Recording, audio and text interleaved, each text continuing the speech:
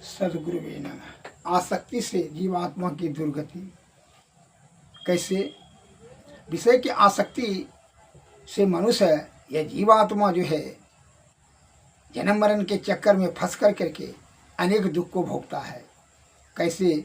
एक किसान जो है जीवन भर बड़ा सही तरीका से परिश्रम से कमा करके खाते गया, परिवार का भरण पोषण करते गया।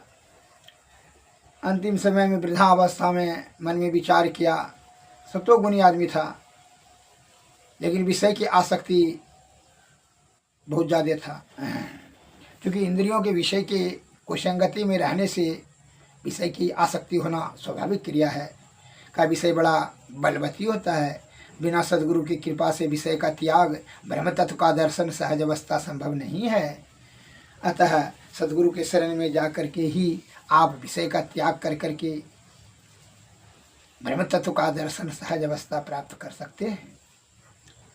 वह किसान ने एक महात्मा जी को एक घड़ा में सोना चांदी का सिक्का जो अपना धन रखते हुए कहा आश्रम में कि महात्मन हम जाते हैं तीर्थ करने के लिए, जरा इसका ध्यान रखिएगा, इसमें जीवन भर का पूंजी है। कहा ठीक है जाइए।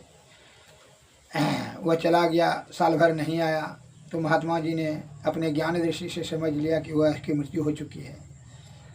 वह देखा कि जरा घड़ा खोल कर देखें, घड़ा खोल कर देखा तो उसमें जो है सोने का सिक्का से भरा हुआ था, उसमें ऊपरी में सांप था। वह लकड़ी से निकाल करके फेंक दिया। फिर सप्पा वहाँ आ गया।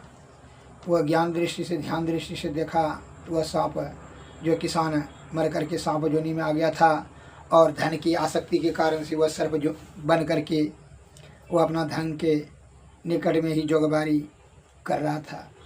महात्मा जी समझ गए कि धन की आसक्ति के कारण से जो जीवन भर का ये पूंजी है, इसकी आसक्ति के कारण से यह सांप के जोनी में चला आया।